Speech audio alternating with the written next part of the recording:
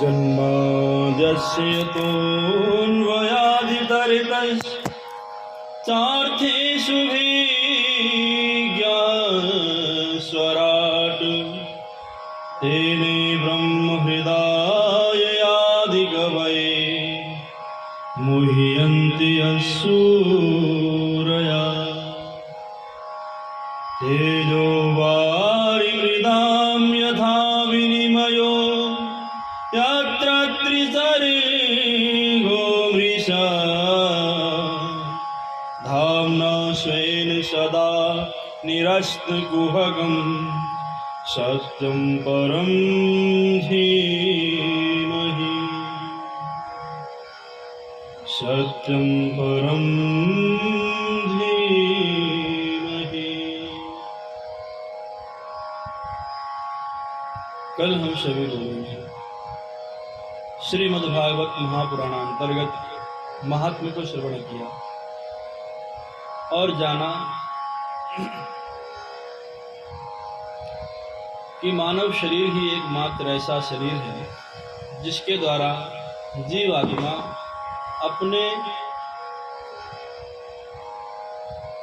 अपना उद्धार कर सकता है। और आपने ये भी समझा होगा कि झूठ बोलने का फल क्या होता है।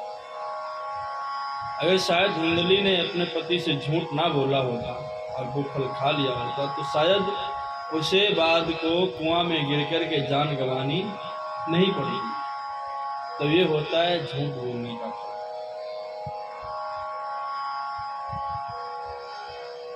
संसार से मोह रखने का फल आप लोगों ने समझा होगा। आत्मदेव जी अगर जब उस वक्त संत समझा रहे थे, उस वक्त बात को समझ लिए होते तो शायद उनको भी अपना घर छोड़ना नहीं पड़ता।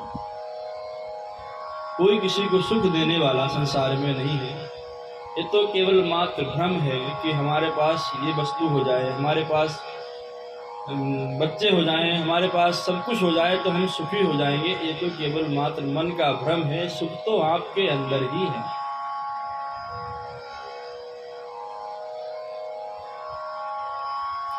लेकिन उस सभी का कल्याण गोकर्ण जी महाराज ने किया। आज वेदव्यास जी ने महात्म्य की बात जब प्रथम स्कंद में प्रवेश करते हैं तो 3 श्लोकों में भागवत में मंगलाचरण किया गया है जो बड़े ही अद्भुत हैं और इन पर हर व्यक्ति अपनी अपनी प्रकार से व्याख्या करता है। ऐसा मंगलाचरण अद्भुत है कि इसमें किसी भगवान का विशेष देवी देवता का नाम नहीं लिया गया है। वैसे आपने बहुत से ग्रंथ देखे होंगे और जिसका ग्रंथ होगा उसी भगवान का उसमें नाम लिखा होगा। पहले तो मंगलाचरण में नाम लिखा होता है। लेकिन श्रीमद् भागवत महापुराण एक ऐसा अद्भुत ग्रंथ है, किसी विशेष देवी देवता का इसमें नाम नहीं लिखा हुआ है। इसमें केवल इतना कहा गया है सत्यम परम धीमहि, धीमहि ध्यायमान। तो ध्यान करते हैं किसका? जो परम सत्य है। और वह परम सत्य क्या है? तो वह परम सत्य कोई और नहीं है, क्योंकि देवताओं ने सबसे अधिक सत्य सत्य कहकर के भगवान श्री कृष्ण को ही पुकारा है। जिस वक्त भगवान माता देवकी के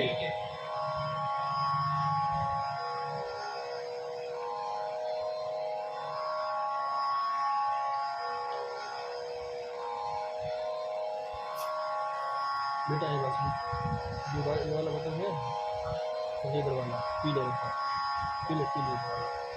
पीले इसकी जो बिंदी है वो 0 पे हो जाए। इधर से नहीं उधर से जाएगा।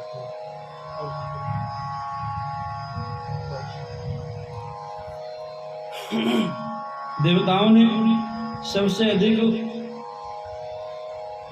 भगवान श्री कृष्ण को सत्य सत्य कह करके पुकारा है। जिस वक्त भगवान माँ देवकी के गर्भ में थे उस वक्त देवता माँ देवकी की स्तुति करने के लिए आए, प्रार्थना करने के लिए आए।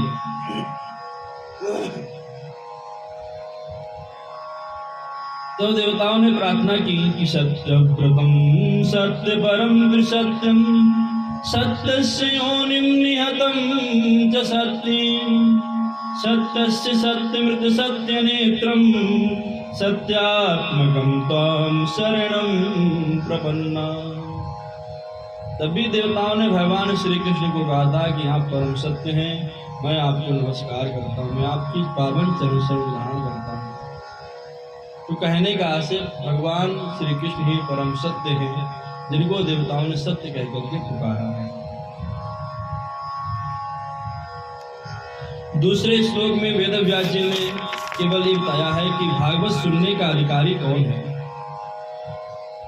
परम धर्म क्या है, यह बताया है। तो कहा है कि धर्म प्रोजित कैटवोत्र परमो निर्वंशराणाम सताम वेदम वास्तवमत्र वस्तु शिवदम तापत्रयोर्मूलनम्। श्रीमद्भागवते महामुनिकृते किं वा परैरीश्वरा सद्यो हृद्यवरुध्यते त्रिकृतिभिः शुश्रूषुभिः तत्क्षणात्। क्या है परम धर्म क्या है? तो कहते हैं परम धर्म धर्मो है धर्मः प्रोजित कैटवोत्र अत्र परमो धर्मः श्रीमद्भागवते महामुनिकृते। जो श्रीमद्भागवत महापुराण है, इसका सुनना ही परम धर्म है। तो किसी ने पूछा, महाराज जरा हमें ये बताने की कृपा करें कि इस परम धर्म से हमारा क्या लाभ होने वाला है। अगर हम भागवत सुने तो हमारा लाभ क्या होगा? बिना लाभ का तो कोई व्यक्ति काम करता नहीं है, तो भागवत सुनने फिर क्यों बैठ जाएगा वो, है कि नहीं? वेदव्यास जी कहते हैं वेद्यम वास्तव मातृ वस्तु शिवदम। वेद्यम वास्तव, वास्तविक वस्तु का बोध हो जाएगा। वास्तविक वस्तु क्या है? तो जीव जगत और माया। जब श्रीमद् भागवत महापुराण आप सुनेंगे तो जीव और जगत और माया, इनमें क्या भेद है, क्या अंतर है, हम क्यों अपने आप को अपना मान बैठे हैं शरीर को, तो ये सब ज्ञान हो जाएगा। किसी ने पूछा, महाराज इस ज्ञान से हमारा क्या होने वाला है? वेदव्यास जी कहते शिवदम, शिवम अर्थात कल्याणम। जब वास्तविक वस्तु का बोध हो जाएगा, जीव जगत माया में आपको फर्क नजर आने लगेगा, तो आपका कल्याण हो जाएगा शिवदम। तो किसी ने पूछा, महाराज इस शिवदम कल्याण से भी हमारा क्या होने वाला है? तो उन्होंने कहा तापत्रयोन्मूलनम्। संसार में प्रत्येक व्यक्ति 3 तापों से दुखी रहता है,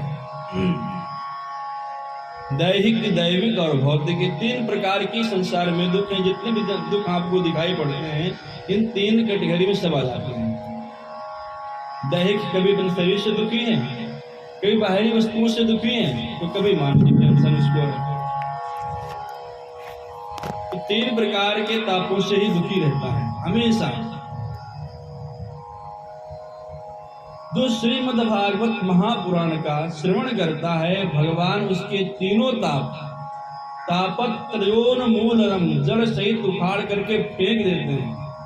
केवल निवारण नहीं करते हैं, निवारण करें दोबारा आ सकता है। अगर वृक्ष को काट दिया जाए ऊपर से तो दोबारा हरिया सकता है ना। तो इसीलिए भगवान निवारण नहीं करते, उसका उखाड़ के फेंक देते हैं कि दोबारा ये हरियाएगा ही नहीं, दोबारा इसमें अंकुर स्फुटित नहीं होगा।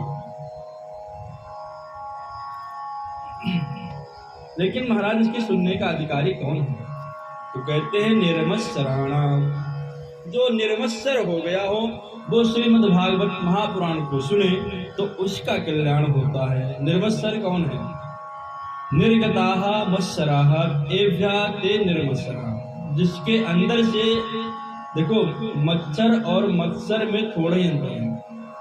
अंतर इतना है कि मच्छर बाहर से काटता है और जो मत्सर होता है वो अंदर से काटता है। दूसरे के प्रति ईर्ष्या का त्याग करना ही मत्सर का है।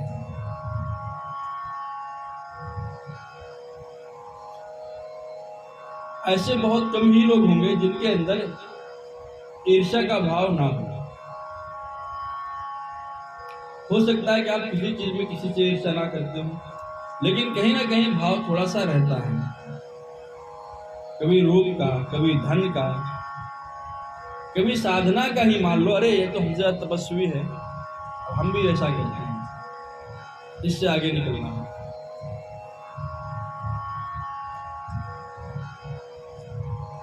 कंचन तजना सहज है सहज त्रिया काने, मान बड़ाई ईर्ष्या दुर्लभ तजना।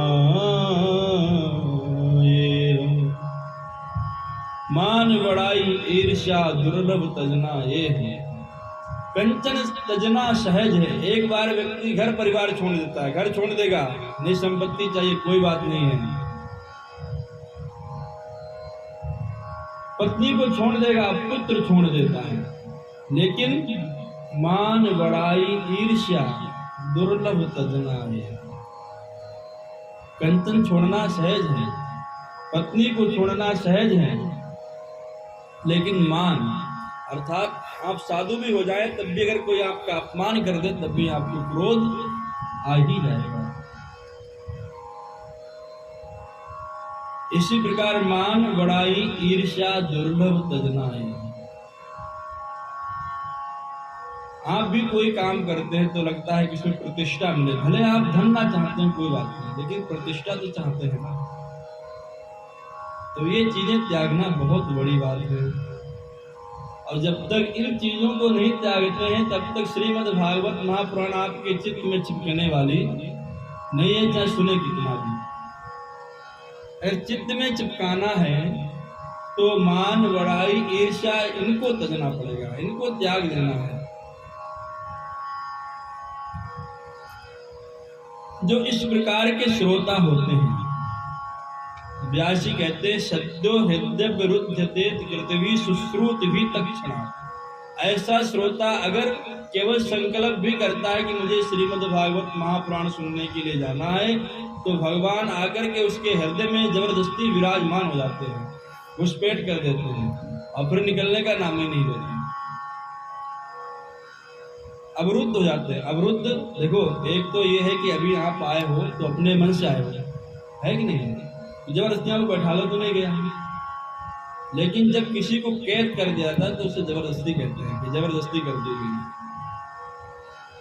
आप जा सकते हो अपने घर, फिर से आ सकते हो अपने घर से, यहाँ है नहीं है, लेकिन कोई कैदी है तो कैदी अपने मन से नहीं जा सकता और ना ही आ सकता है। वो जेल से तभी छोड़ा जाएगा, जब जेल से तभी जा सकता है जब उसके अधिकारी आदेश देंगे कि भैया आपकी छुट्टी हो गई। तो भगवान आकर के कैद हो जाते हैं हृदय में। वो जाना भी चाहे लाखों बार, लेकिन नहीं जा सकते उस हृदय के, उस भक्त के हृदय से। तो सबसे पहले निर्वस्त्र का त्याग करें, फिर श्रीमद् भागवत महापुराण सुने, उससे कल्याण होता है। अब भागवत क्या है? तीसरे श्लोक में मंगलाचरण बताया है कि भागवत क्या है। कहते हैं निगम कल्पतरोर्गलितं फलम सुखमुखाद्रव संयुतं पिबत भागवतं रसमालयं मुरहो रसिका भुवि भावुका। मुरहो रसिका भुवि भावुका। तीनों 0-0 पर देते हैं।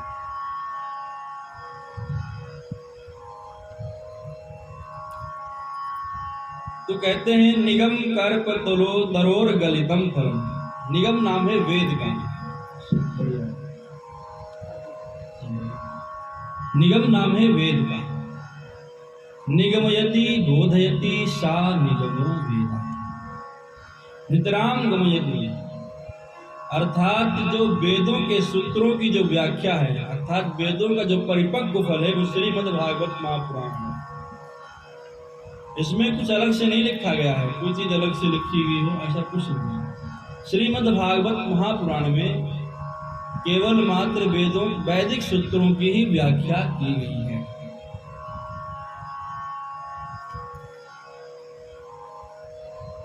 और ये जो है वेद रूपी का परिपक्व फल धरातल पर आया।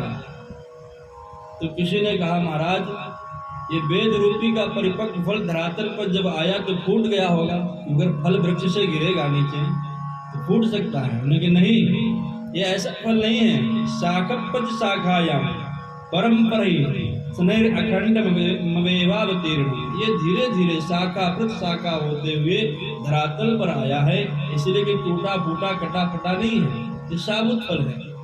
और इसे खूब पियो। ने महाराज क्या कह रहे हो?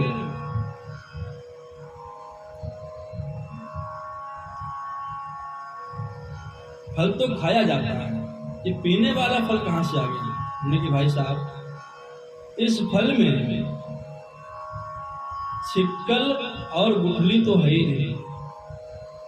जिसमें छिक्कल ना हो, गुठली ना हो, तो उस फल को आप खाएंगे बताइए, पहले पिएंगे। इसीलिए ये पीने वाला श्रीमद् भागवत पिबत भागवतम रसमालयम महोरो रसिका भूमि भावुका।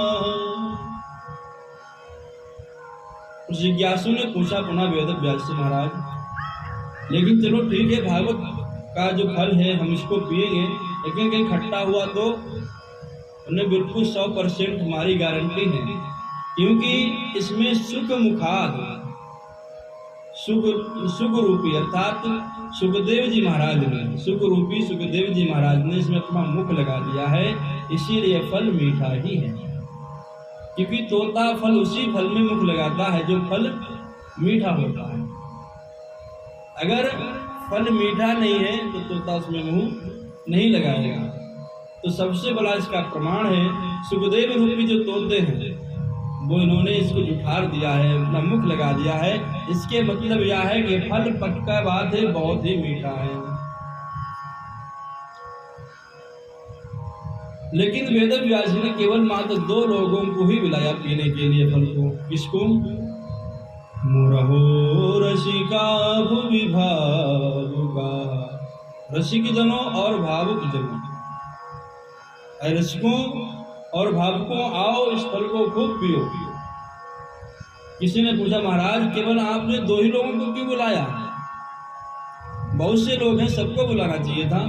नहीं, बुलाया तो हमने सभी को है, लेकिन जो विशेष, जिनको विशेष रूप से प्यास लगी है, जो रसिक जन हैं, जो भावुक जन हैं, जिनको विशेष प्यास लगी हुई है, ये उनके लिए फल तैयार किया गया है, ये उनके लिए घोल तैयार किया गया है। क्योंकि पानी का महत्व केवल मात्र प्यासा ही जान सकता है, सभी लोग नहीं जान सकते। अभी आपको कोई प्यास ना लगी हो, या आपने मान लो कि प्याव लगवाया है और प्यास ना हो किसी व्यक्ति को, आप जबरदस्ती खींच के लेकर गए, अरे बाबूजी आइए पानी पीजिए, तो बाबूजी आएंगे तो पानी पीने के लिए पहली बार 4 बात आपसे पूछेंगे कि भाई ये पानी कहाँ से लाते हो? तो आप कहोगे बिल्कुल साफ एकदम महाराज जी, हमारे हैंडपंप का है, ठंडा पानी है। तो पूछेंगे आपसे कि भाई बर्तन धुल के भरे हो, कैसे भर लिए हो? देखो साफ बर्तन नहीं दिखाई पड़ता आपका। ये सब बातें इसलिए हो रही क्योंकि उनको प्यास नहीं है। अगर वही कहीं बाबूजी महाराज रेगिस्तान में फंसे होते हैं और प्यास से मुंह चिपच पा रहा होता, उस वक्त आप पानी लेकर के गिलास जाते उनके पास, महाराज पानी पी लीजिए, तो वो एक बार भी ये नहीं पूछते कि ये पानी कहाँ से लेकर के आए हो, ये गिलास आपने धुला है कि नहीं धुला है। उस वक्त उन्हें केवल मात्र पानी की आवश्यकता है, वो पानी ही दिखाई पड़ता है। इसीलिए घोल तो सबके लिए बना के तैयार किया वेद व्यास जी ने भागवत रूपी, लेकिन बुलाया केवल मात्र 2 ही लोगों को है, रसिकों को और भावुकों को, जिनको विशेष प्यास लगी हुई है। बाकी सभी को नहीं बुलाया।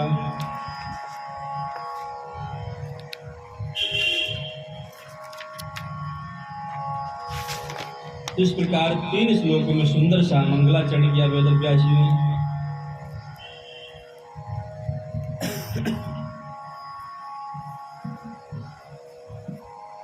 नैमिषारण्य की ये कथा जो हो रही है, ये नैमिषारण्य की पावन भूमि पर हो रही है।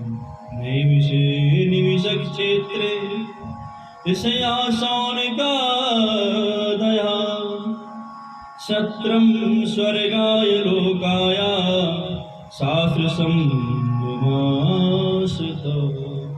ये कथा नैमिषारण्य की पावन भूमि पर हो रही है और वहां पर श्रोता समुदाय केवल एक दो लोग नहीं है, हजारों की संख्या में सब ऋषि महात्मा ही बैठे हुए हैं। नैमिषारण्य का अर्थ होता है जहां पर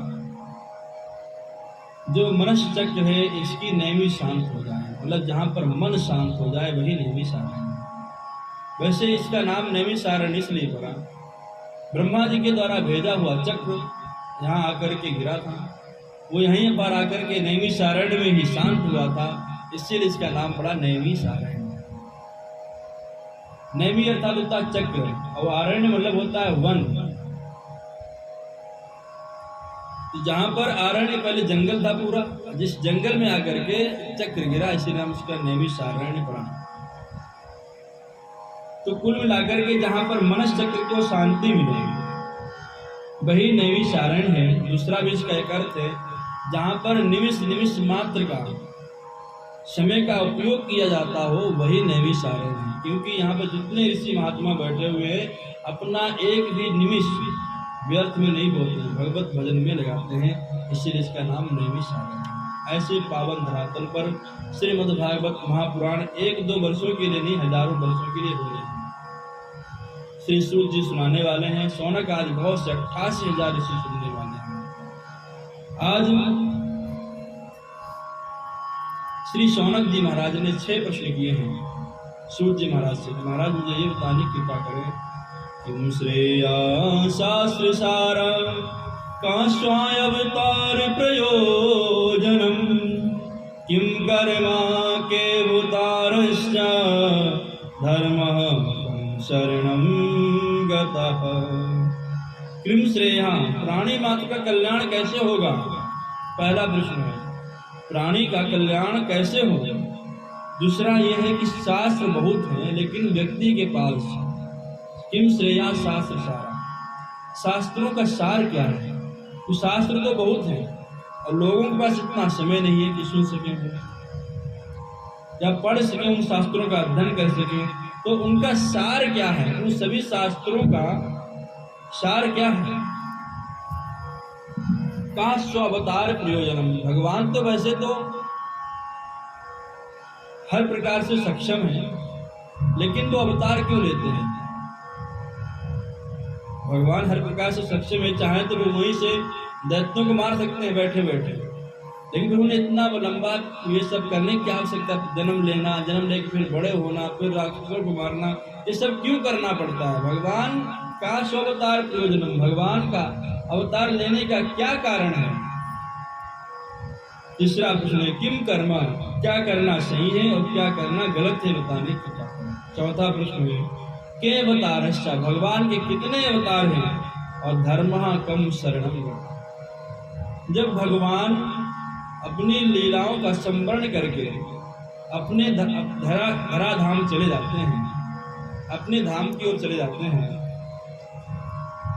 तो धर्मः कम शरणं गता, धर्म किसकी शरण में जाता है बताने की कृपा करें।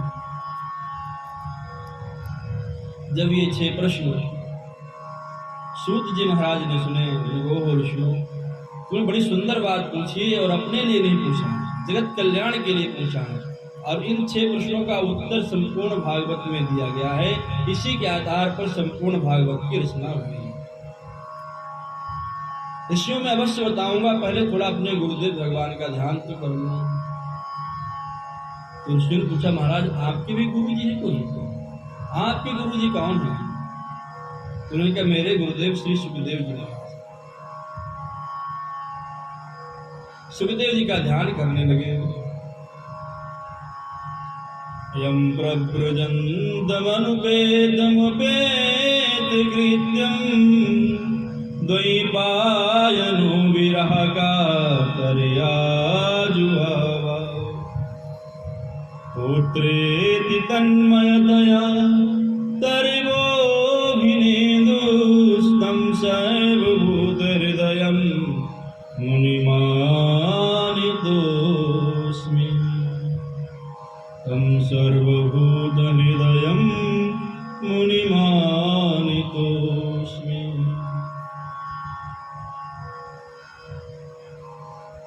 बलदेव जी की जन्म की कथा सुनाते हुए कहते हैं कि एक बार की बात है, जब भगवान धराधाम को छोड़ करके अपने गौलोक धाम चले गए, राधा रानी के साथ में वहां रह रहे थे, तो राधा रानी ने एक दिन कहा कि प्रभु,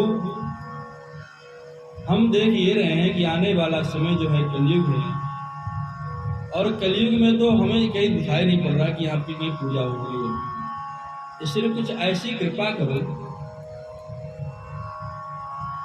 जिससे कि धरातल पर थोड़ा धर्म बना रहे। तो भगवान ने एक तोता पाला था, गोलोक धाम एक तोता था, उसे आदेश दिया कि तुम जो है धरातल पर जाओ और भागवत धर्म का प्रचार प्रसार करो जाकर के। उधर से आदेश हुआ, भगवान के मन है नारद जी, लेकिन सुखदेव जी का जन्म कैसे हो, तो भगवान के मन है नारद जी। नारद जी एक दिन भ्रमण करते हुए कैलाश पर्वत पर पहुंचे। वहां माता पार्वती जी अपने कक्ष में थी। भगवान शिव जी प्रतिदिन का उनका काम था कि सुबह होते ही भगवान की तपस्या के लिए चले जाना और शाम होते ही आ जाना, दूसरा कोई काम नहीं। पूरा काम भगवान का, जो शिव जी का काम है, पूरे दिन भगवान का भजन करना ही काम है, केवल नारद जी वहां पहुंचे कैलाश पर्वत पर। नारद जी ने कहा, अरे मां, आज प्रभु दिखाई नहीं पड़ते हैं, आज कहाँ गए प्रभु जी? पार्वती जी ने कहा कि प्रभु जी गए होंगे भजन करने के लिए।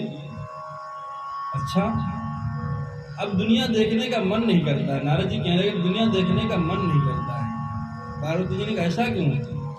क्या बात है, क्यों नहीं देखने का मन करता है? क्या बताएं, आजकल लोग बहुत कपटी हो गए हैं, छल कपट ज्यादा करते हैं।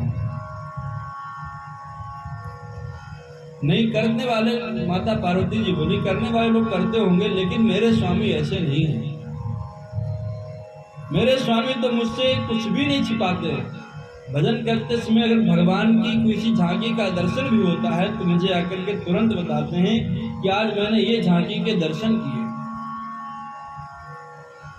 यहाँ तक कि उन्हें जो गुरु मंत्र प्राप्त हैं वो भी मुझे बता चुके हैं कि मैं किस मंत्र का जाप करता हूँ। तो मेरे स्वामी मुझसे कुछ नहीं छिपाते। करने वाले लोग भले करते हो, उनकी इच्छा। तो प्रभु जी ने आपको ये भी बताया होगा कि जो भगवान जी जो माला पहने हैं गले में, ये माला, मुंडों की माला किसके हैं, किसकी सिरों की है? अरे पार्वती जी का माथा ठंडा करके, अरे यही बात तो आज तक बताई नहीं, बाकी सब कुछ बताया। तो क्या बताया उन्होंने? नारायण नारायण। नारद जी के, मैं चलता हूँ माँ, मैं समझ गया कैलाश पर्वत पर भी छल कपट होता है। इतना कह करके नारद जी वहां से चल दिए। उधर भगवान आ रहे थे। भगवान से कहा, नारद जी ने, प्रभु आप शीघ्र अपने कक्ष में जाएं, माता जी आपको याद कर रही है। भगवान शिव जी ने कहा, अवश्य याद कर रही होंगी, तुम अभी होकर के जो आ रहे हो, जानते थे पहले से कुछ ना कुछ मिला जुला करके आए होंगे आज। भगवान शिव जी अपने कक्ष में पहुंचे तो माता पार्वती जी बहुत क्रोधित थी और लेटी हुई थी। भगवान ने कहा, देवी क्या हुआ? ने हुआ क्या? मुझसे मत बोलो, मुझसे बात मत करो आज। अरे बताओ तो क्या बात है, क्या कारण है, क्यों इतना गुस्सा हो रही हो? अच्छा, तुम मुझसे छल नहीं करते हो क्या? भगवान ने कहा, नहीं देवी, आपसे कोई बात छिपी नहीं है। यहाँ तक कि मैंने आपको अपना गुरु मंत्र तक बता दिया कि मैं किस मंत्र का जाप करता हूँ, फिर मैं आपसे क्या छिपा सकता हूँ? अच्छा, आपने सब कुछ बताया तो मुझे ये क्यों नहीं बताया कि जो आपके गले में माला है, ये माला किसके मुंडों की है, किसके सर लगे हुए हैं? देवी, ये आपके सर हैं, आपने कभी पूछा नहीं और हमने कभी बताया नहीं, इसीलिए ये तो आपके ही सिर हैं। मैं आपसे इतना प्रेम करता हूँ, जब आप मृत्यु को प्राप्त होती तो आपके सर को मैं काट करके अपनी माला में पहन लेता हूँ। माता पार्वती को और गुस्सा गया, ये आप क्या कह रहे हो? मैंने इतनी बार जन्म ले चुकी हूं मैं, और आप कभी अभी तक मरे ही नहीं। आपने कौन सी अमृत बूटी पी रखी है प्रभु?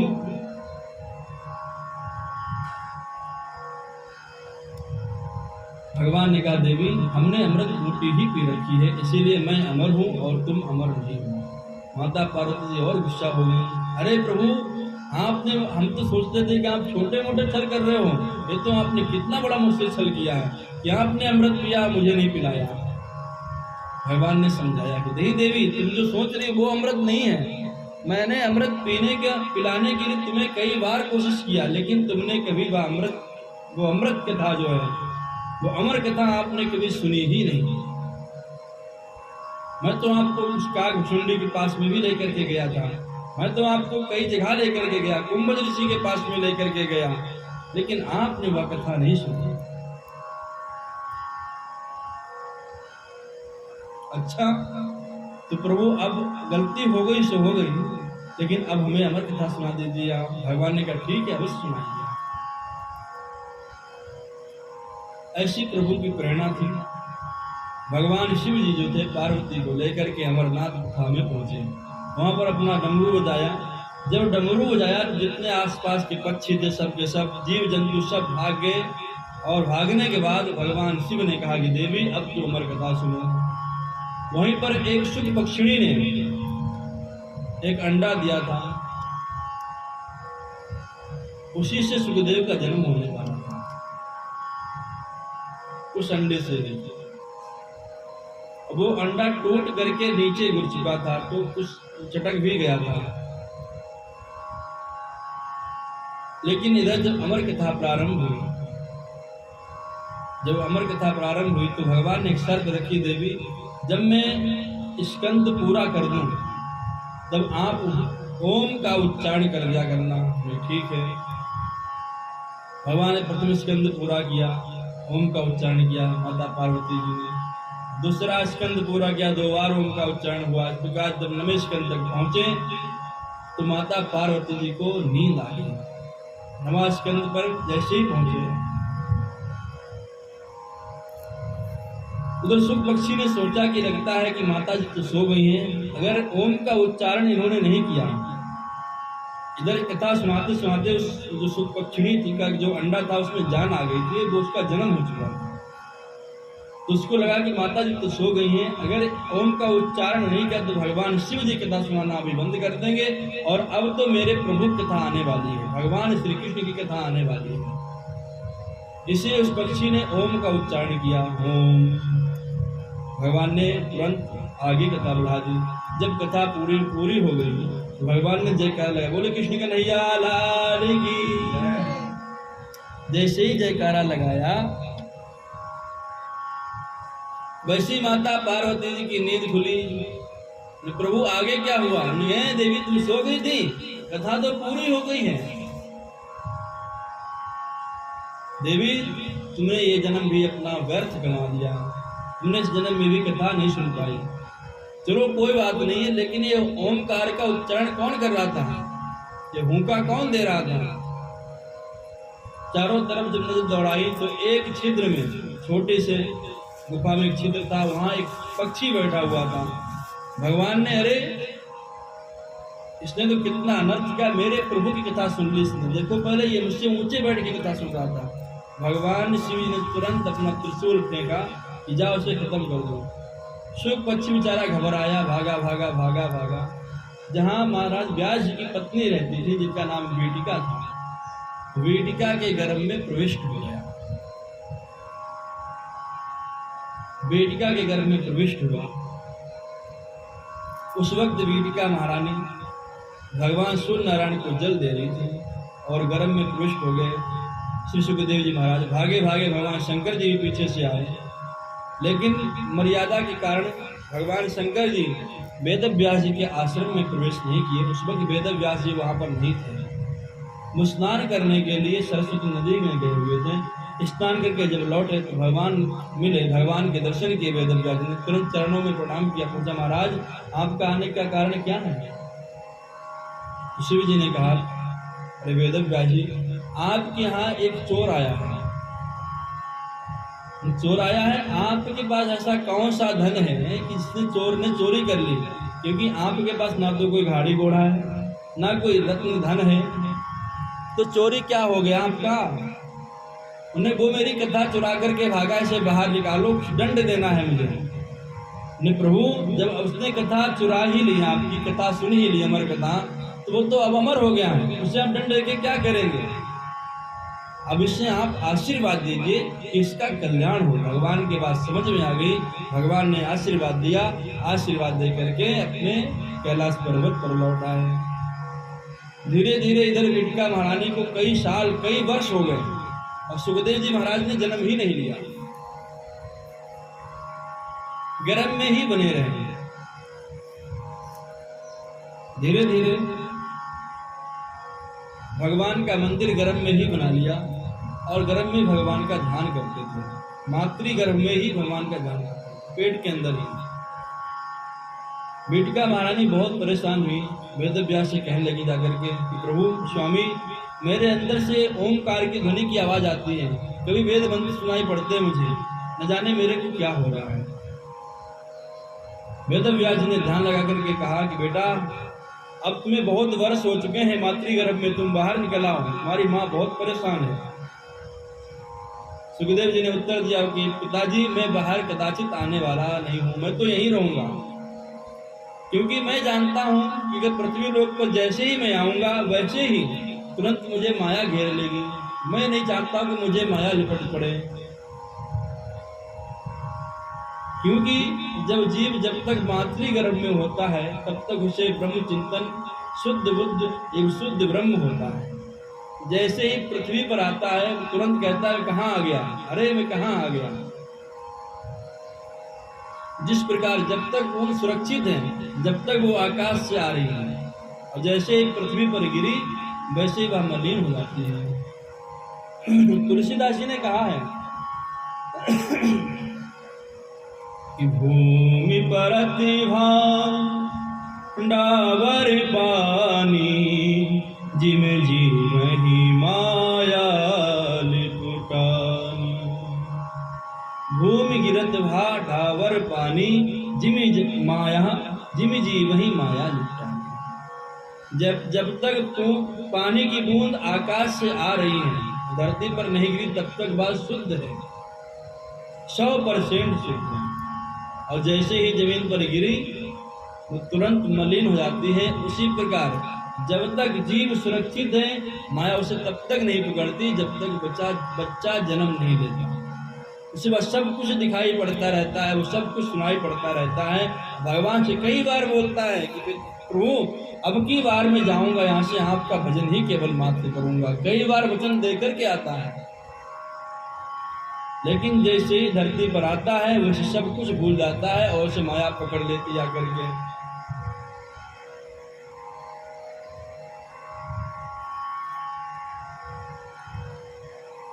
सुखदेव जी ने कहा, पिताजी, मैं कदाचित बाहर आने वाला नहीं हूँ, क्योंकि मुझे माया पकड़ लेगी। अगर जो मायापति हैं, माधव, मायापति कौन है? भगवान नारायण है। अगर वो आकर के मुझे वचन दें कि उनकी माया मुझे स्पर्श तक नहीं करेगी, तभी मैं आऊंगा। सुखदेव जी ने इस प्रकार की बात जब शर्त रखी तो वेद व्यास जी ने कहा ठीक है। वेद व्यास जी ने ध्यान किया भगवान नारायण का। नारायण ने कहा कि बेटा, तुम अपनी मातृगर्भ से बाहर आ जाओ, मैं तुम्हें वचन देता हूं कि तुम्हें मेरी माया स्पर्श तक नहीं करेगी। माया को सब कोई भजे, माधव भजे न कोई, जो कदापि माधव भजे तो माया चेरी होई। क्योंकि माया को रोकने का केवल मात्र एक ही उपाय है कि आप भगवान माधव को भजिए, भगवान श्री कृष्ण को भजिए, नारायण को भजिए, कि माया इनकी ही बनाई हुई है। जब भगवान ने वचन दिया कि सुखदेव जी बाहर आ जाओ, तुम्हें माया स्पर्श तक नहीं करेगी, जैसे ही वचन दिया सुखदेव जी बाहर आए, और बाहर आने के बाद पिताजी चिल्लाते रहे बेटा बेटा, लेकिन सुखदेव ने एक बार मुड़कर के भी पिता की तरफ नहीं देखा। पुत्रेति तन्मयतया तर्वोऽभिनेदुस्तं सर्वभूत हृदयं मानतोस्मि। द्वैपायनो विरहा कातर, विरहा में कातर होकर के श्री वेद व्यास जी महाराज, द्वैपायन जी महाराज चिल्लाते रहे, बेटा रुक जाओ, एक बार अपना मुख तो दिखा दो। लेकिन ये गर्भ से सीधे बाहर निकले, सीधे जंगल की तरफ चले गए। 12 वर्षीय श्री सुखदेव जी महाराज 12 वर्ष मातृ गर्भ में रहे, लेकिन पिता की तरफ, माँ की तरफ एक बार भी मुड़ करके इन्होंने नहीं देखा, क्योंकि इनको माया स्पर्श भगवान ने पहले से ही वचन दिया था, बेटा तुम बाहर आओ, तुम्हें माया मेरी स्पर्श तक नहीं करेगी। इसीलिए इनको नहीं देखा। वेद व्यास चिल्ला चिल्ला करके उनका गला बैठने लगा। उस वक्त मानो ऐसा दिखाई पड़ रहा था कि 10 दिशाओं से केवल मात्र एक ही आवाज आ रही हो, बेटा रुक जाओ, बेटा रुक जाओ, बेटा रुक जाओ। वेद व्यास जी के विरह को देख करके ऐसा जान पड़ता था कि मानो जंगल के वृक्ष जो हैं वो भी विरही हो गए। लग रहा था कि उनसे भी प्रतिध्वनि यही आ रही कि बेटा रुक जाओ। जब वेद व्यास जी की विरहा वृक्षों से नहीं देखी गई तो वृक्षों ने उत्तर दिया, अरे वेद व्यास जी महाराज, ये साक्षात भगवान के ही रूप हैं। आप तो ज्ञानी हैं, परम ज्ञानी हैं, और आप तो सब कुछ जानने वाले हैं। ये सभी के हृदय में विराजमान रहने वाले साक्षात सुखदेव मुनि हैं। इन्हें आप क्यों अपना बेटा कहकर के बार बार पुकार रहे हैं? वो नहीं रुकने वाले हैं, क्योंकि माधव की माया इन्हें नहीं पकड़ेगी। तब वेद व्यास जी को होश आया, बेचारे घर लौट करके आए। वेद व्यास जी ऐसे श्री सुखदेव मुनि जी हैं, इनके चरणों में प्रणाम करते हुए श्री सूत जी महाराज कहते हैं, ऋषियों ये हमारे गुरुदेव थे, इनका इस प्रकार से जन्म हुआ था और इन्होंने ही जगत के कल्याण के लिए श्रीमद् भागवत महापुराण की रचना की थी।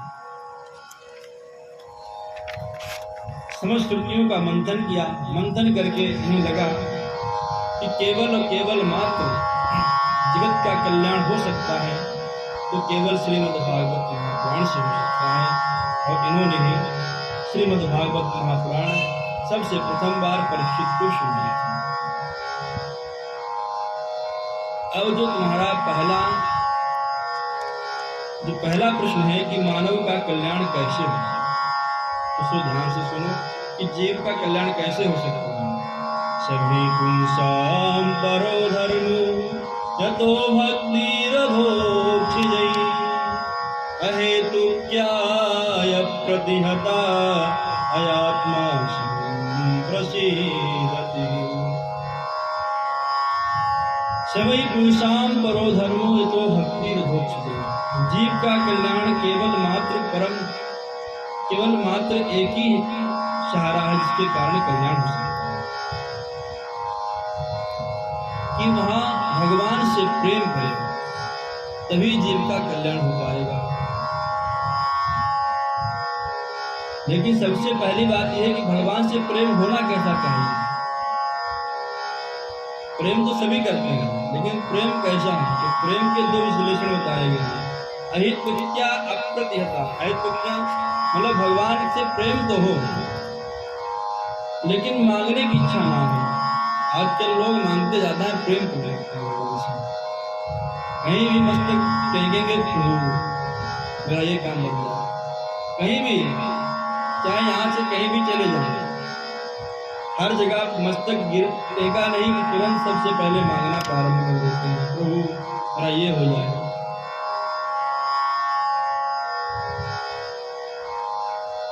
तो भगवान से प्रेम तो करें लेकिन कुछ मांगे नहीं, निष्काम प्रेम होना चाहिए, पहली बात। दूसरी बात है अहितुक्या अप्रतिहता। अप्रतिहता अर्थात भगवान से प्रेम हरनिश हो। ये नहीं कि 2 दिन भगवान से प्रेम किए, तीसरे दिन किसी और को जोड़ दिए, दूसरा भगवान, फिर 2 दिन बाद दूसरा भगवान, मतलब भगवान भी बदलते रहते हैं। तो ऐसा नहीं होना चाहिए। एक से प्रेम करें, एक को ही हमेशा रखें। जो इस प्रकार से भगवान से प्रीति करता है भगवान उसका कल्याण करते हैं।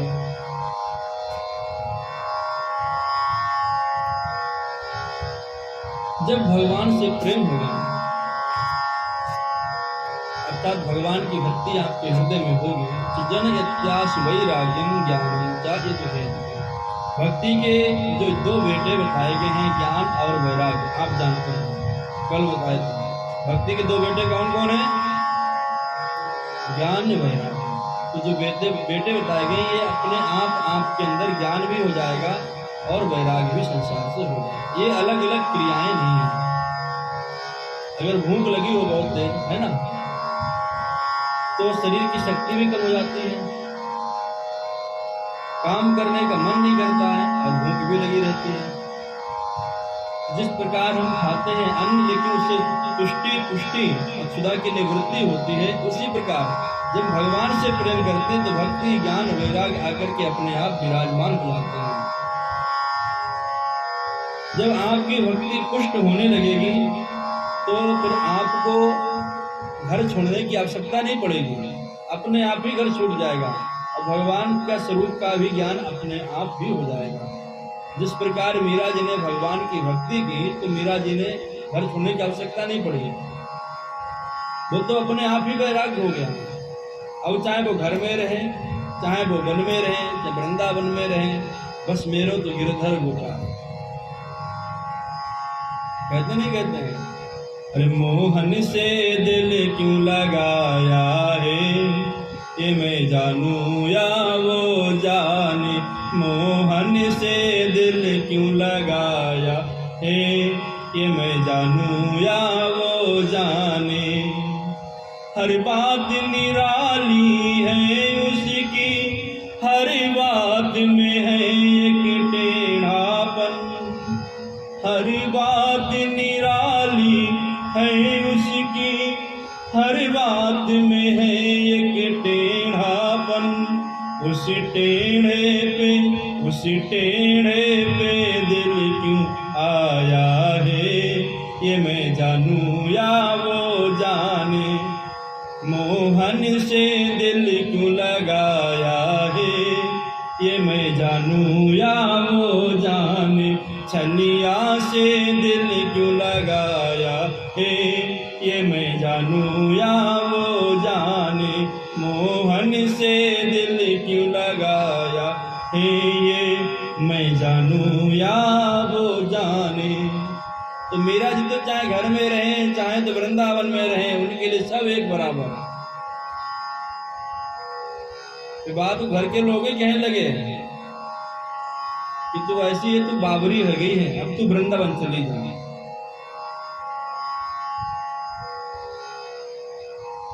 जब अंदर भक्ति आएगी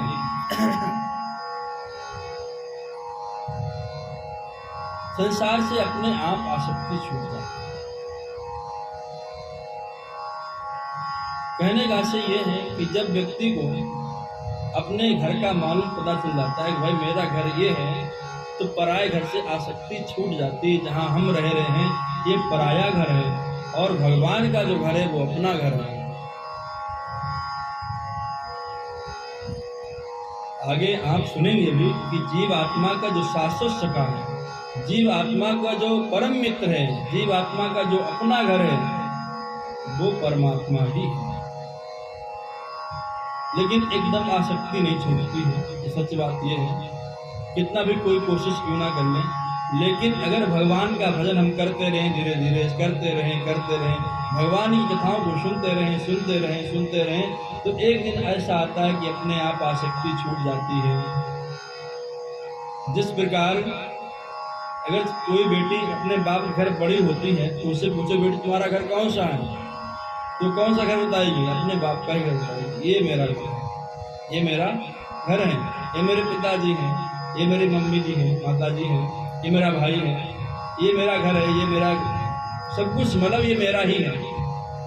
लेकिन शादी हो गई, शादी होने के बाद ससुराल पहुंच गई, तुरंत तो नहीं, 2-4 साल बीतने बाद पूछो बेटा तुम्हारा घर कौन सा है, अब तो वो ससुराल को अपना घर, अपने मायके को अपना घर नहीं बताएगी जहाँ उसका पति है। अब वो कहेगी ये मेरा घर है। वो तो मेरा मायका है, अब वो मायका हो गया, बहुत दूर का चला गया, और ये मेरा घर हो गया। तो उसी प्रकार हम लोगों को जब ज्ञान हो जाता है कि नहीं, जहाँ हम रह रहे हैं ये मेरा नहीं है, मेरा तो कहीं और ठिकाना है। ये ज्ञान कब होता है? जब शुद्ध भक्ति अंदर प्रवेश करती है तब। अब वो प्रवेश कैसे करती है? प्रवेश ऐसे करती है कि भगवान से निष्काम प्रेम हो और हमेशा बना रहे, तब ऐसी भक्ति अंदर प्रवेश करती है। हम जितने भी अनुष्ठान करते हैं, जितने पूजा पाठ करते हैं, कुछ भी कर्म करते हैं, उन कर्मों का केवल मात्र एक ही फल होता है, भगवत प्राप्ति का। हमारा जीवन केवल मात्र इसीलिए हमको मिला है कि हमें किसी प्रकार से भगवत प्राप्ति हो जाए। धर्म सुनिष्ठिताम पुष्साम विश्वक्षेन गधा सुया नोत्पाद्यते रतिम श्रमेव हि केवलम। अगर आप बड़े बड़े यज्ञ करा रहे हैं, विशाल बड़े बड़े भंडारे कर रहे हैं, बहुत कुछ कर रहे हैं, लेकिन अगर आपको भगवान से प्रेम नहीं हो रहा है, आपके अंदर ज्ञान नहीं हो रहा है, संसार से वैराग्य नहीं हो रहा है, भगवत प्राप्ति नहीं हो रही, तो श्रम एवं ही केवल, वो आपका केवल मात्र व्यर्थ का श्रम है और कुछ नहीं।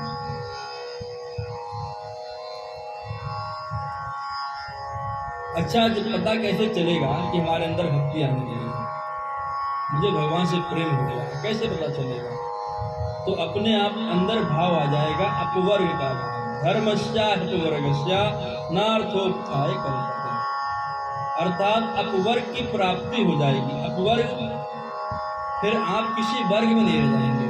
जब तक आपके अंदर ये है कि मैं ब्राह्मण हूँ, या आपके अंदर ये है कि मैं क्षत्रिय हूँ, या आपके अंदर ये है कि मैं वैश्य हूँ, मैं शूद्र हूँ, ये आपके अंदर नहीं रह जाएगा, पहली बात। दूसरी बात, अभी हम कई वर्गों में बटे हुए हैं, ब्राह्मण क्षत्रिय वर्ग, ब्राह्मण वर्ग, क्षत्रिय वर्ग, वैश्य वर्ग, शूद्र वर्ग, स्त्री वर्ग, पुरुष वर्ग, अमीर वर्ग, गरीब वर्ग, है ना, ऐसे कई वर्गों में बटे हुए हैं। जब आपको अपवर्ग की प्राप्ति हो जाए तो समझो कि भगवान की प्राप्ति होने वाली है, और मोक्ष हमसे कोई बहुत दूर नहीं रह गया है।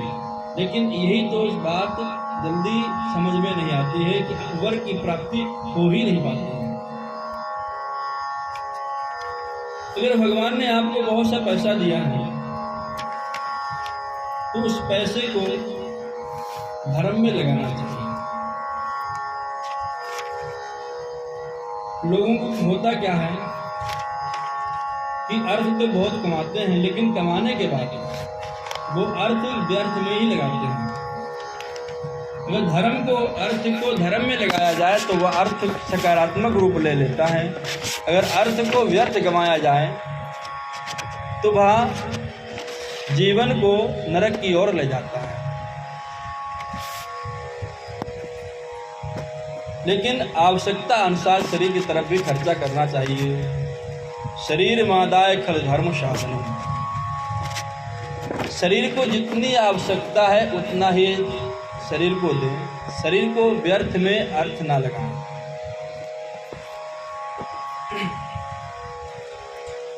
क्योंकि शरीर हमेशा अधिक से अधिक सब कुछ चाहता है। जीव जो है चाहती है कि मुझे अच्छा स्वाद मिले, वो अच्छे स्वाद चक्कर में आप बार बार होटल पर जाएंगे, कुछ अच्छा चीज़ खाएंगे, फिर वो पेट को नुकसान करेगा। आँख चाहती है सुंदर रूप देखने को मिले, है कि नहीं? अब जो है रूप देखने के लिए आप कहीं बहुत दूर दूर भ्रमण करने के लिए जाएंगे, तभी तो दिखाई पड़ेगा। कान चाहता अच्छा सुनाई पड़े, कुछ अच्छा संगीत मिले सुनने को।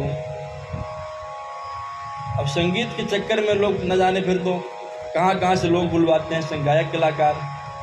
तो इस प्रकार से इंद्रियां हमेशा भागती रहते हैं। इन इंद्रियों को अपने कब्जे में करना है। किसी कवि ने कहा है कि देखना इंद्रियों के न घोड़े भगे, नियम और संयम के हिन पे कोड़े पड़े, मन को सुमार्ग लगाते चलो, कृष्ण गोविंद गोपाल गाते चलो। तो जो जीवन रथ में 10 घोड़े मचे हुए हैं, ये इधर उधर ना भाग पाएं। 5 कर्म इंद्रियां, 5 ज्ञान इंद्रियां, इनको अपने मन के कब्जे में रखें और जब कब्जे में रहेंगे तो जीवन रथ जो है अच्छे रास्ते पर चलेगा, और इधर उधर भागेंगे तो क्या होगा, गड्ढे में गिर जाएगा। दूसरा प्रश्न था कि जीव का उद्देश्य क्या है, जीवन जो मिलता है इसका क्या उद्देश्य है। भाई भगवान ने जीवन आपको क्यों दिया है, तो जीवन दिया है जीवस्य तत्व जिज्ञासाम नार्थो यस्यः कर्म भी। जीवन का अर्थ है कि परम तत्व को जानना। परम तत्व आखिर क्या है, अगर कोई पूछे महाराज परम तत्व क्या है, चलो जीवन तो मिला है परम तत्व जानने के बारे के लिए, लेकिन परम तत्व क्या है, तो परम तत्व कोई और नहीं है, वदन्ति तत्त्वविदं यज्ञान यद मधुवयं ब्रह्मेति परमात्मेति भगवानिति शब्दयेतु। परम तत्व केवल मात्र से कुछ लोग ब्रह्मा कहते हैं, ब्रह्म कहते हैं, कुछ लोग परमात्मा कहते हैं, कुछ लोग भगवान कहते हैं, वही परम तत्व है। जीवन में बहुत सा काम कर लेना, बहुत सा कर्म कर लेना जीवन की सार्थकता नहीं है। जीवन की सार्थकता केवल और केवल मात्र परम तत्व जान करके ही जीवन सार्थक किया जा सकता है। उसे कोई परमात्मा, भगवान, कोई ब्रह्म कहता है, लेकिन वो तत्व एक ही है। जैसे आटा है, अब आटे से रोटी भी बनती है, पराठे भी बनते हैं, आटे से पूड़ी बनती है। अब आपको जिसमें आनंद आ रहा हो, अगर पराठे में आपको आनंद है पराठा खाइए, रोटी में आपको आनंद आ रहा है तो रोटी खाइए, अगर आपको आनंद पूड़ी में आ रहा है तो पूड़ी खाइए, लेकिन वो तत्व तो केवल मात्र एक ही है, वो आटा ही है। उसी प्रकार जिसमें आपको आनंद आ रहा हो, चाहे गणेश जी में आनंद आ रहा है तो गणेश जी का भजन कीजिए, और शिव जी में आनंद आ रहा है तो शिव जी का भजन कीजिए, राम जी में आनंद आ रहा तो राम जी का भजन कीजिए। अगर आपको स्वरूप का ध्यान नहीं करना, निरंकार का ध्यान करना तो निरंकार का ध्यान कीजिए। जिसमें आपको आनंद आ रहा हो आप उसका भजन कीजिए।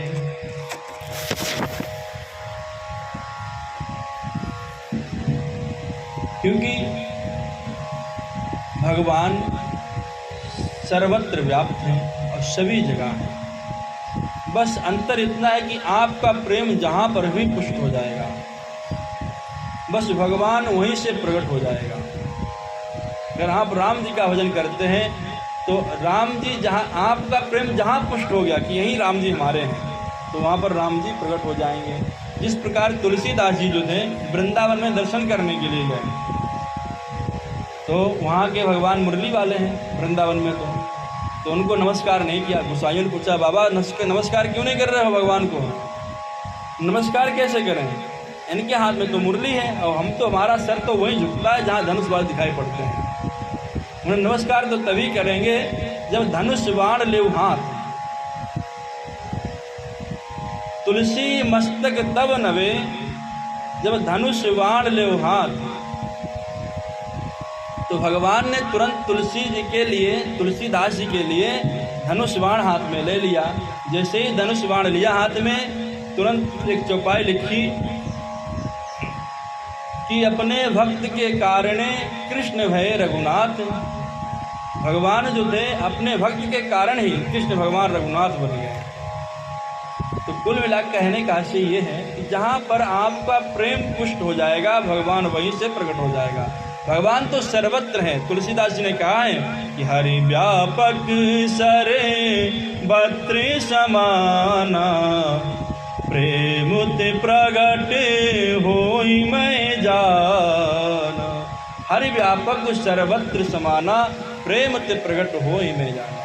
तो हरि तो सर्वत्र व्यापक है। जहाँ पर आपका प्रेम पुष्ट होगा भगवान वहीं से प्रकट हो जाएगा।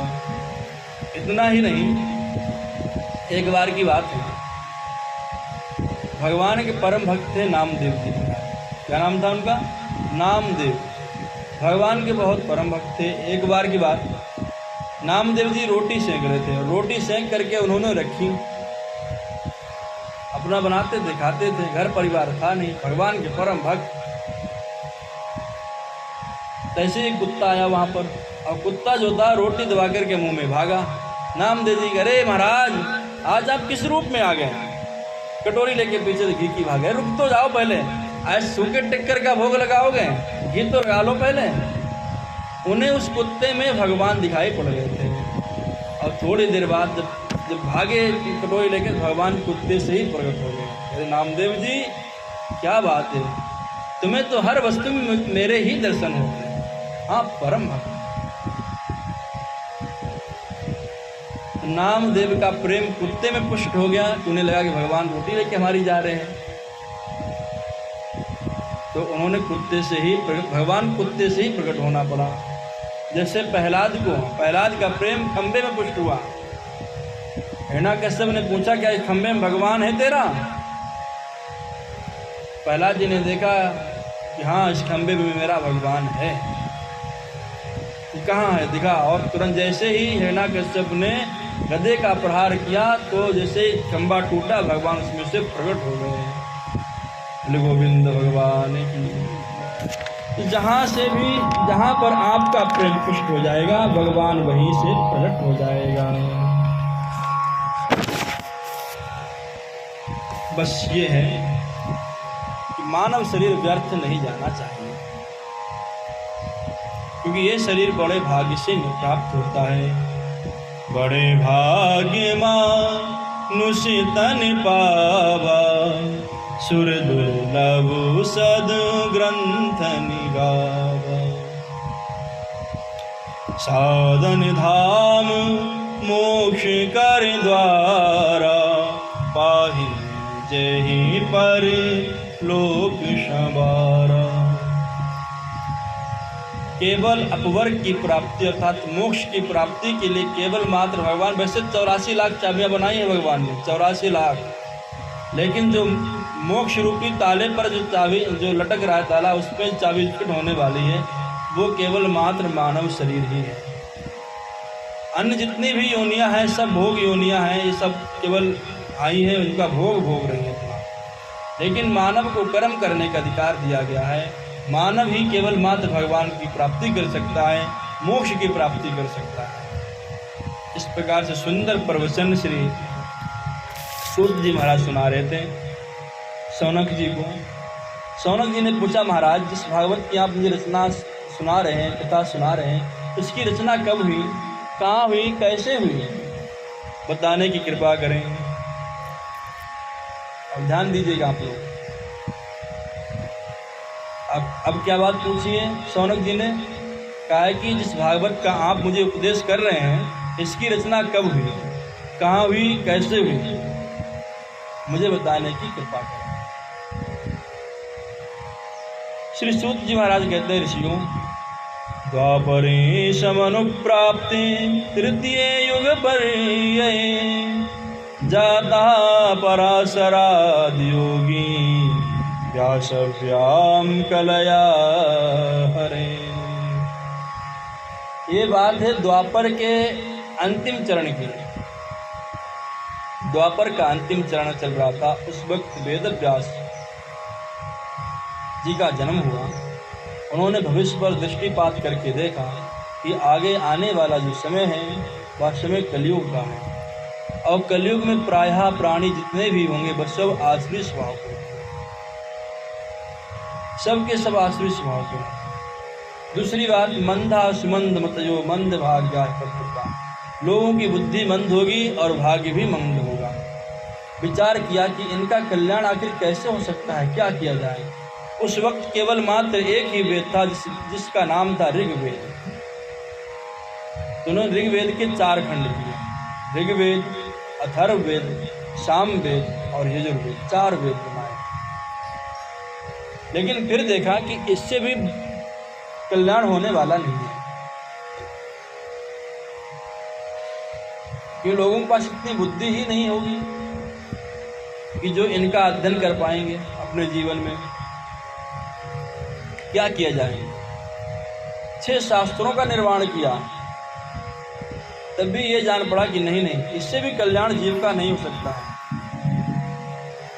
12 उपनिषद लिखे, तब भी लगा कि इनसे भी कल्याण नहीं हो सकता है। 17 पुराण लिख डाले, धीरे धीरे 17 पुराण लिखे, लेकिन तब भी उन्हें यही दिखाई पड़ा कि लगता है इससे भी कल्याण होने वाला नहीं है, क्या किया जाए। चिंतित होकर के बेचारे बैठे हुए थे अपनी गुफा के पास में एक पहाड़ी पर। उसी वक्त नारद जी की वीणा सुनाई पड़ी। श्रीमन्नारायण, सब लोग बोलेंगे श्रीमन्नारायण नारायण नारायण, श्रीमन्नारायण नारायण नारायण, लक्ष्मी नारायण नारायण नारायण, लक्ष्मी नारायण नारायण नारायण, श्रीमन्नारायण नारायण नारायण, श्रीमन्नारायण नारायण नारायण नारायण, श्रीमन्नारायण नारायण नारायण नारायण, श्रीमन्नारायण नारायण नारायण, श्रीमन्नारायण नारायण सत्यनारायण नारायण नारायण, सत्यनारायण नारायण नारायण, श्रीमन्नारायण नारायण नारायण, श्रीमन्नारायण नारायण नारायण, श्रीमन्नारायण नारायण श्रीमन्नारायण नारायण नारायण,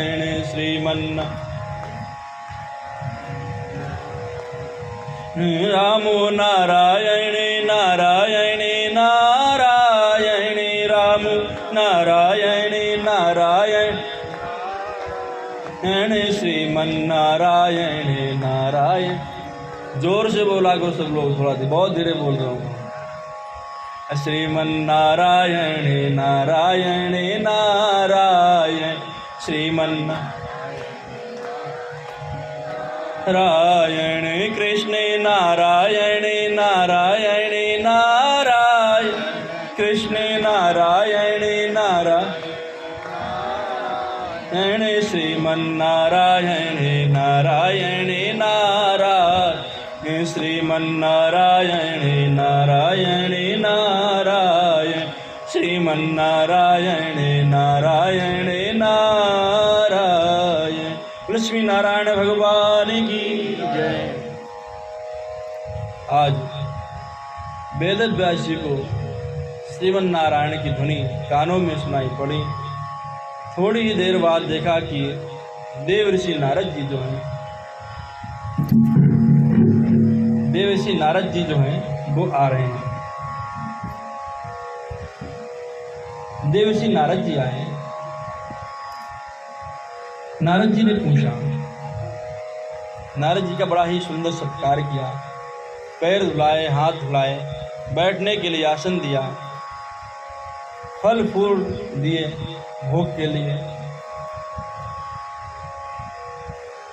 फिर नारद जी ने पूछा, है महाराज व्यास जी, आपके मुख पर चिंता क्यों है, क्या कारण है? वेद व्यास जी ने कहा, नारद जी मैं क्या बताऊं, मैंने एक वेद के 4 वेद किए, 6 शास्त्र लिखे, 12 उपनिषद लिखे, 17 पुराण लिखे, लेकिन मेरे मन को शांति नहीं है। मुझे ये लगता है कि मैंने अभी तक जीवों के कल्याण के लिए कुछ नहीं किया। अब तुम ही बताओ मैं ऐसा क्या करूं जिससे कि मेरे मन के में जो अशांति है, जो भ्रम है, वह दूर हो जाए। नारद जी ने कहा, श्री नारद भगवान जी, देखिए नारद जी ने पहले पूछा था तो केवल भागवत के नारद लिखा हुआ है। नारद जी ने पूछा, महाराज आप चिंतित क्यों हैं? लेकिन अब क्या कहने जा रहे हैं नारद जी? अब श्रीमद् भागवत महापुराण में खाली नारद नहीं लिखा हुआ, श्री नारद वाच। कहने का आशय ये है, पहले नारद जी बोल रहे थे, लेकिन अब नारद जी नहीं बोल रहे हैं, अब भगवान बोलने जा रहे हैं। इसीलिए वेद व्यास जी ने इसमें श्री लगा करके संबोधित किया नारद जी को। नारद जी कहते हैं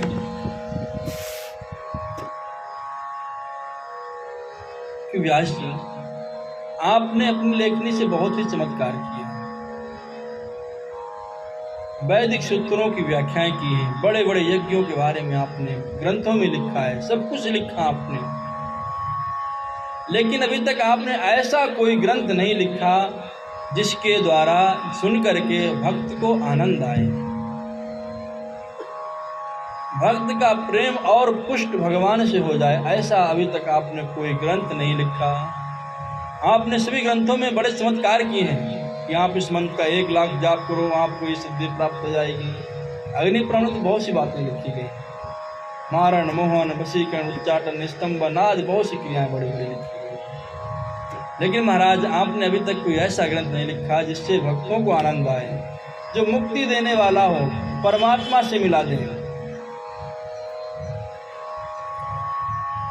क्योंकि जब तक आप भगवान की कीर्ति कौमुदी का विस्तार नहीं करेंगे, भगवान के गुणगान नहीं करेंगे, तब तक आपको चैन नहीं मिलेगा। अरे मुझे ही देखो,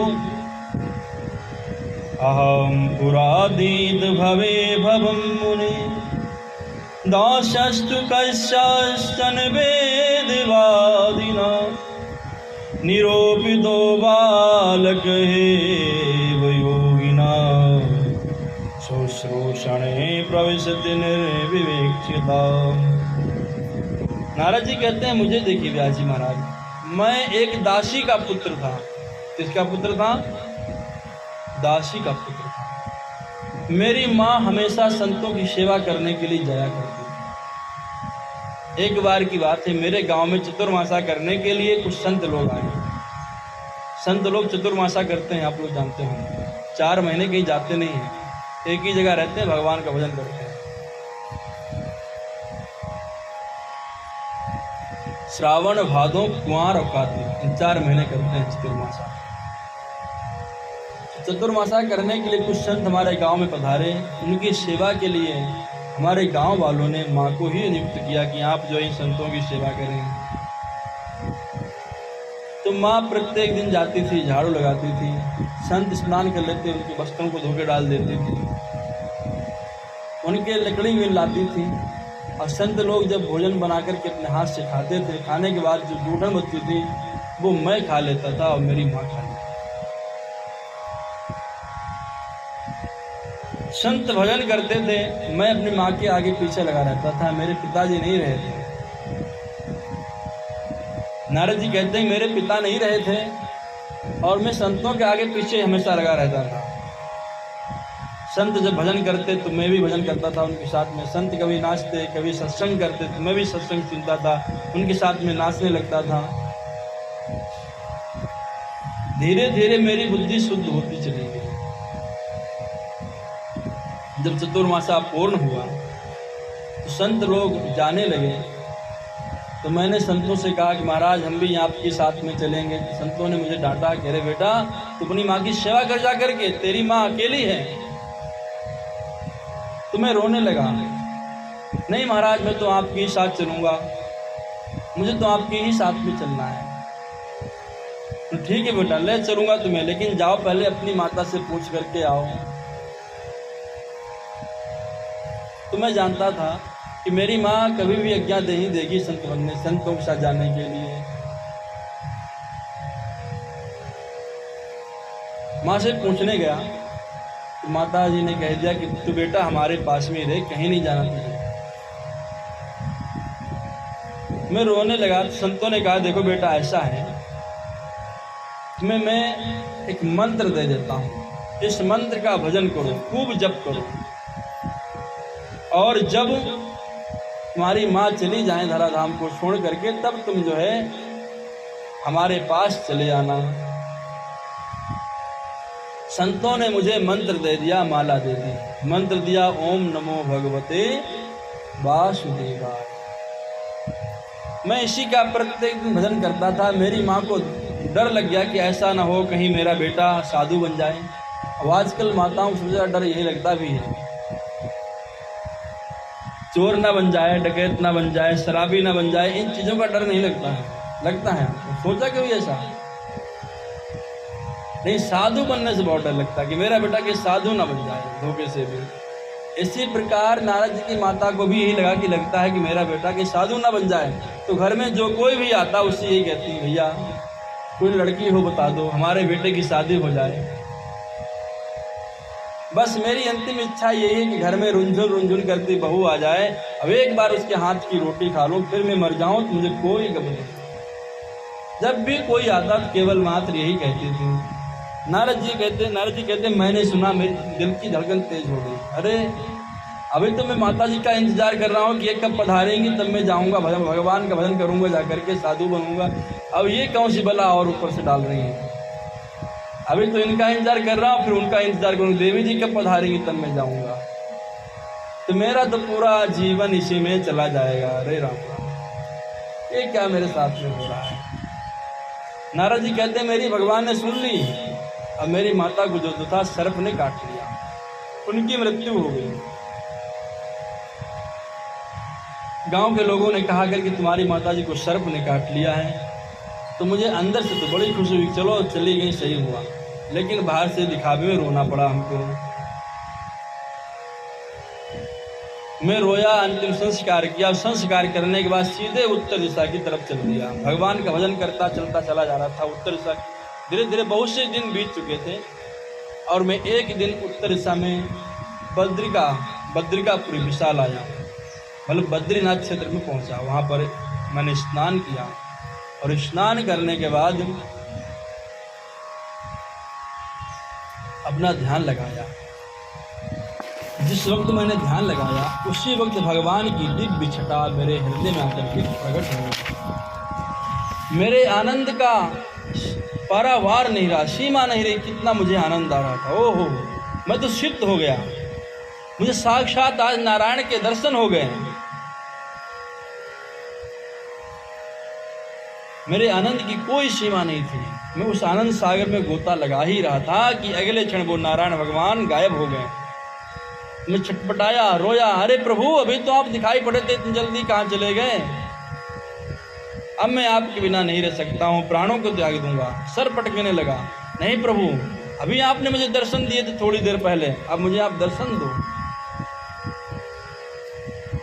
तो आकाशवाणी हुई, अरे बेटा अभी तुम परिपक्व योगी नहीं हुए हो, अभी मेरे दर्शन के तुम अधिकारी नहीं हो। नारद जी कहते हैं मैंने कहा कि भाई जब मैं दर्शन का अधिकारी नहीं था तो आपने मुझे दर्शन दिए ही क्यों। भगवान ने कहा कि ऐसा है, मैंने तुम्हें दर्शन इसलिए दिए कि तुम्हें मंत्र पर भरोसा बना रहे, कि ऐसा न हो कहीं कि भैया पता नहीं बाबा लोग जो है मंत्र दे करके गए, कोई काम का नहीं, बेकार मंत्र है। भगवान होते भी हैं कि नहीं होते हैं, आपके अंदर अविश्वास न पैदा हो जाए, इसीलिए मैंने तुम्हें दर्शन दिए हैं। अभी मैं तुम्हें दर्शन नहीं दे सकता हूँ क्योंकि तुम इस रूप में मेरे दर्शन नहीं कर सकते हो। और सुनो, अब महाप्रलय होने वाली है और महाप्रलय होने के बाद संपूर्ण सृष्टि का विनाश हो जाएगा, संपूर्ण सृष्टि तहस नहस हो जाएगी। और जब पुनः सृष्टि प्रारंभ होगी तब तुम जो है मेरे दर्शन करोगे। नारद जी कहते हैं बस भगवान की उस एक दिव्य छटा ने मुझे अपना दीवाना बना दिया। अब मैं हर क्षण यही सोचता था प्रभु कब मिलेंगे, कब इस सृष्टि का विनाश होगा।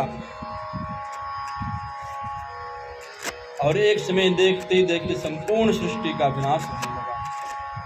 संपूर्ण सृष्टि भगवान के उदर में विलीन हो गई और विलीन होने के बाद कई हजारों वर्ष तक शयन में पड़ी।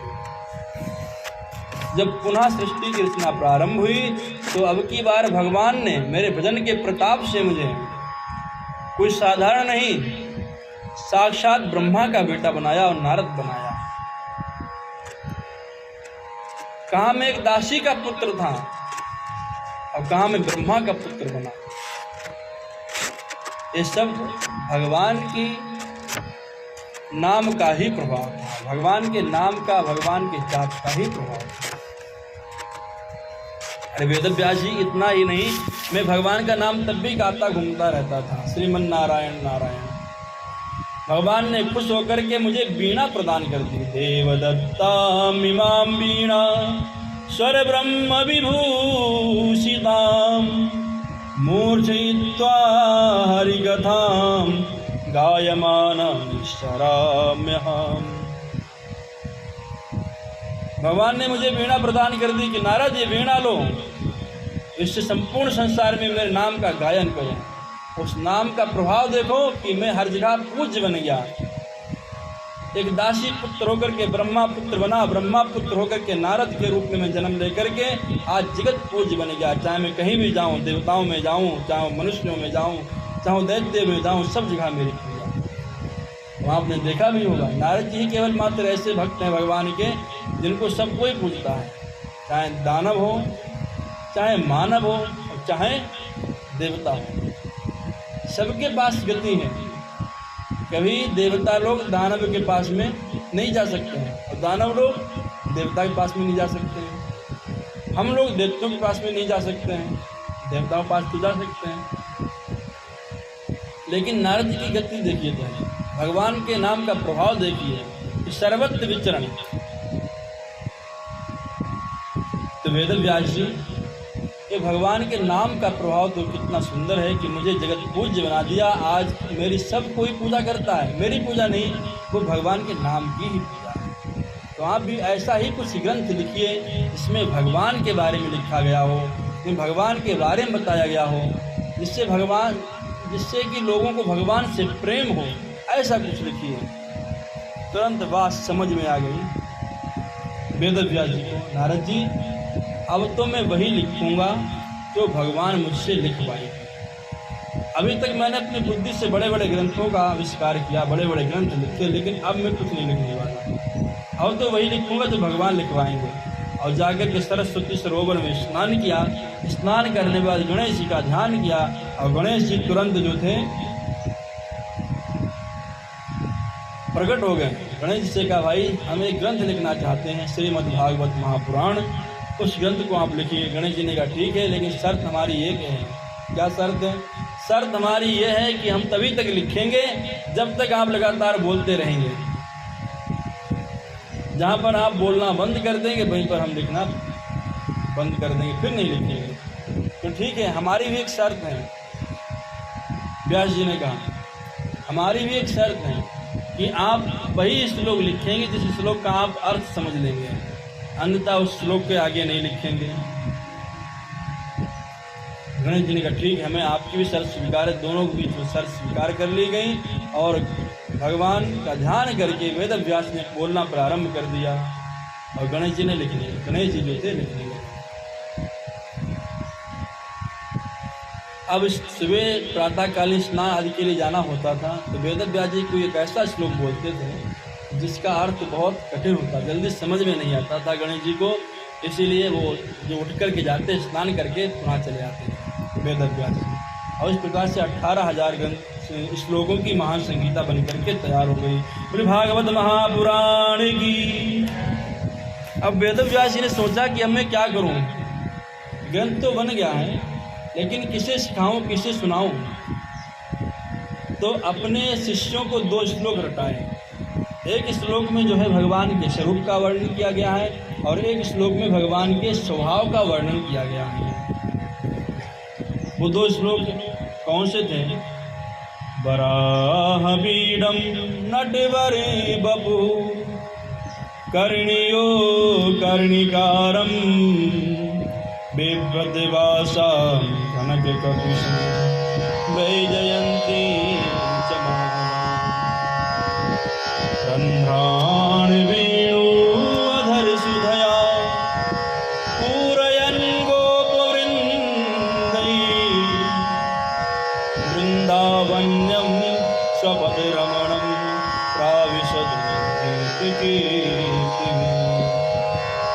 पहला श्लोक में भगवान के स्वरूप का वर्णन किया गया है कि भगवान का स्वरूप कैसा है। व्यास जी महाराज ने श्लोक रटा करके शिष्यों से कहा कि जाओ तुम यत्र तत्र जंगल में गाओ जाकर के, क्योंकि ये परमहंस संगीता है, इसका अधिकारी मेरा बेटा सुखदेव ही है, जो परमहंस है, जिसने मेरा तक मुख नहीं देखा, वो इसका अधिकारी है। लेकिन वो ऐसा आने वाला नहीं है। मुझे पूरा विश्वास है जब ये श्लोक सुनेगा तो भाग करके मेरे पास आएगा। वेदव्यास जी के शिष्य जो थे जंगल में जाकर के यत्र तत्र गाने लगे। भगवान के स्वरूप का वर्णन किया गया, बताया गया भगवान का स्वरूप कैसा है।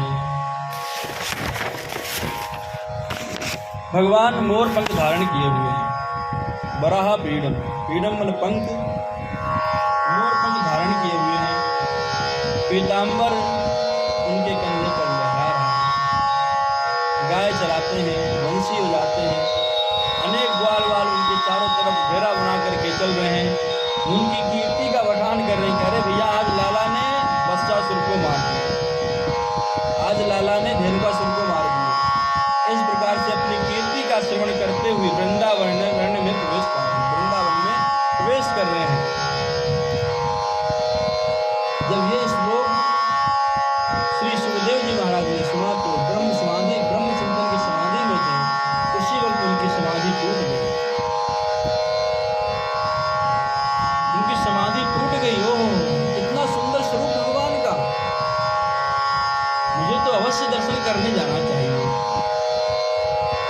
लेकिन तब तक क्या हुआ, दूसरे बनने का नहीं, ये जरूरी नहीं है कि स्वरूप सुंदर हो तो स्वभाव भी सुंदर हो व्यक्ति का।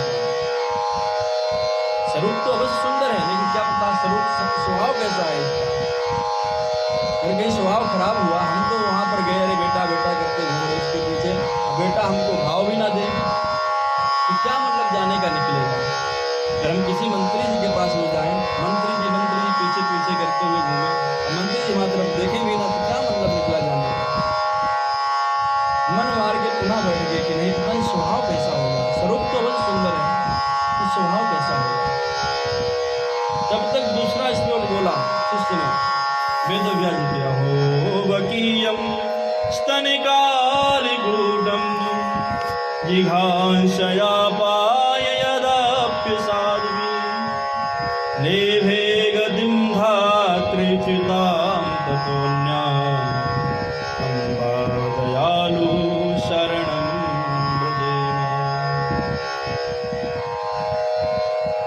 इस श्लोक का अर्थ है कि भगवान को मारने के भाव से पूतना अपने स्तनों में कालकूट नाम का जहर लगा करके आई कि इसको पिला देंगे ये मर जाएगा, लेकिन भगवान ने उसे भी लेभे जिघांसया लेभे गतिं धात्रिच्युतां ततोऽन्याम्, उसे भी अपनी माँ यशोदा के समान ही गति प्रदान की।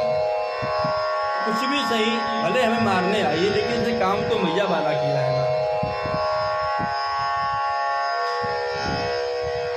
इतना प्यार से केवल माँ ही दूध पिला सकती है। देखो उसने मुझे उठाया, कितने प्यार से गोद लिया, गले लगाया, उसने दूध पिलाया, इसीलिए इसे मैं वही गति प्रदान करूंगा जो मैं अपनी माँ यशोदा को गति प्रदान करूंगा। ऐसा कौन मूर्ख होगा कि जो भगवान श्री कृष्ण के पावन चरण शरण ग्रहण करना नहीं चाहेगा। कंबा दयालु शरणम व्रजेम, ऐसा कौन बा व्यक्ति होगा जो भगवान की शरण ग्रहण नहीं करना चाहिए। जैसे दूसरा श्लोक श्री सुखदेव जी महाराज ने सुना, ओह इतना सुंदर स्वभाव, अब तो अपने आप को रोक नहीं पाए, भागे भागे व्यास जी के शिष्य के पास में आए, बोले भैया बड़े सुंदर श्लोक का गायन कर रहे हो, 2-4 श्लोक और सुनाओ। तो वेद व्यास जी के शिष्यों ने कहा भैया हमें तो हमारे गुरु जी ने केवल मात्र 2 श्लोक दिए हैं, और ऐसी श्लोक की पूरी संहिता गुरुदेव के पास में है 18,000 श्लोकों की। अच्छा तुम्हारे गुरुदेव कहाँ मिलेंगे? बोले चलो मेरे साथ में। आज व्यास जी के पुत्र सुखदेव जी महाराज को व्यास जी के ही पास में लेकर के चले आए उनके शिष्य। श्रीमद् भागवत महापुराण का प्रताप देखिए कि एक समय वह था जिस वक्त श्री सुखदेव जी महाराज को पुकार रहे थे वेद व्यास जी, बेटा रुक जाओ रुक जाओ रुक जाओ, मत जाओ जंगल, एक बार मुख दिखा दो, लेकिन तब उन्होंने नहीं सुना था। आज श्रीमद् भागवत महापुराण के श्लोक सुनकर के श्री सुखदेव जी महाराज दौड़े दौड़े चले आए, कहा बोलो जरा महाराज मुझे भी इसका पान कराइए, मैं भी सुनना चाहता हूँ भागवत, मैं भी सीखना चाहता हूँ। वेद व्यास ने बड़े प्रेम से बैठाला अपने बेटे को और संपूर्ण भागवत का अध्ययन कराया। और उन्हीं सुखदेव जी महाराज ने समय आने पर श्री परीक्षित जी महाराज को भागवत सुनाया। ऋषियों ने पूछा महाराज ये परीक्षित कौन है और इनको भागवत क्यों सुनाई, क्या कारण था? फिर सूत जी महाराज कहते हैं ऋषियों, उस समय की बात है, यथा मृधे कौरव सिंह